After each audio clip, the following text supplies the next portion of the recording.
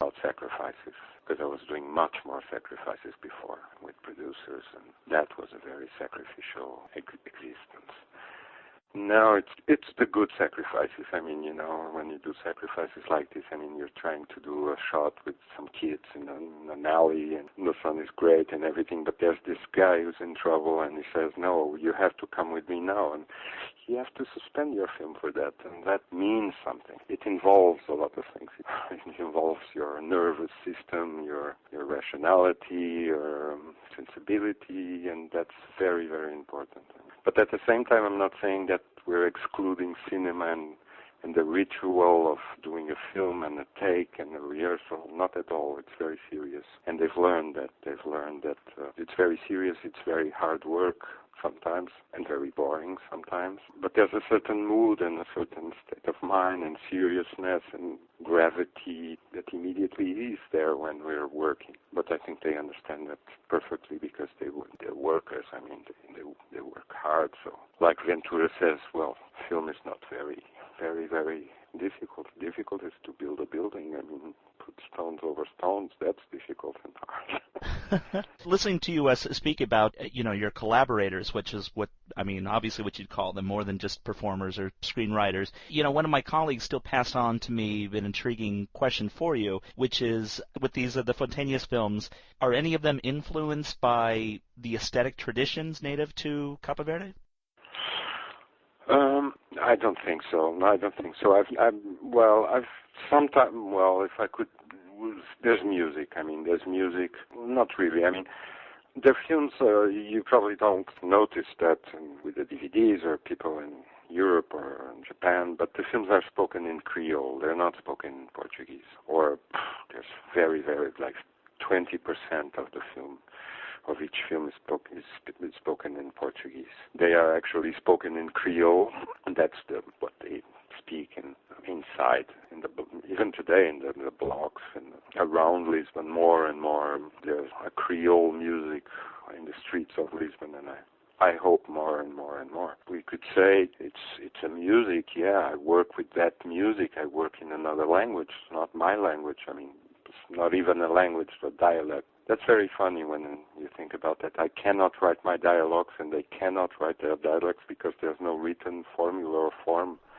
Still, there's no grammar. Everybody can write a sentence in 20 ways. I mean, a kid will write something, and Ventura will write in a different way with K's and Q's, and so it's very difficult to put on paper the dialogue, and that's wonderful. Strangely, they speak much faster in their minds, I think. It's always there. It's a bit what you see in Colossal Youth with this love letter. I mean, we were saying these words so many times every day. Every day it was like a password. That one day I just said, this is the film. Let's just repeat this letter and try to imagine some things around this letter. So Capo Verde, I don't know, just the Creole and some music that you hear. But I wouldn't say, Capo Verde is a very, it was discovered by Columbus, but there was nothing there till the 19th century. Nothing. I mean, there were slaves. That was a sort of turning point for the Portuguese, Dutch, English, French that went happily discovering America and India.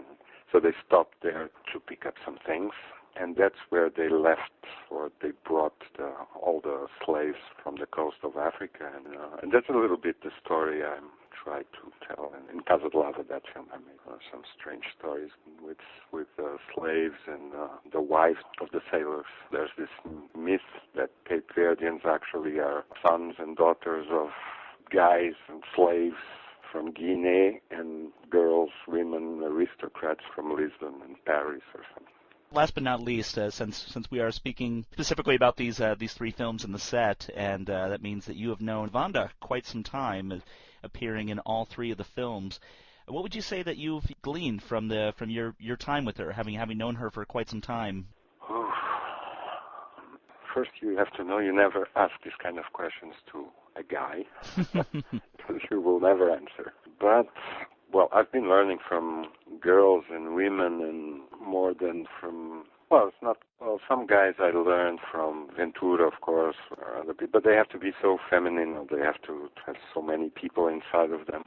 Wanda is probably the concentration of everything that I loved, liked. Not even, I'm not saying in a woman or in a girl, but this kind of aristocrat, arrogance, total lack of respect, fundamental lack of respect.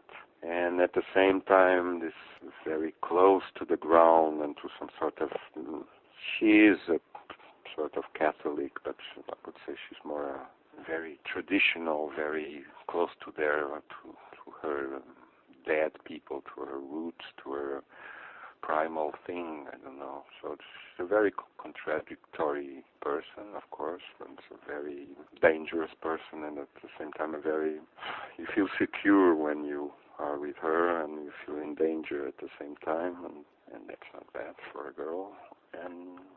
And when I met her, I think she was a force in the neighborhood. She was a force. I mean, the first time I saw her, she was bending over close to her house, close to her door. She was bending over in that alley with a knife. She was trying to repair a sewer. It's not even a sewer, but they did the sewers and they did everything in the neighborhood. So, it was a sewer, and she had a big kitchen knife, and she was trying to fix something, repair something. And this image, and I took a photo actually, and that was the first time I saw Wanda, and that for me still is today. It's like saying Wanda is this girl that is destroying herself, and she was heavily into drugs, as you see. Now she isn't, but I wouldn't say she's destroying, but she's a bit like me. I mean, we're broken. And at the same time trying to repair the world, trying to repair her world, a bit like me. I'm trying to repair something in my films.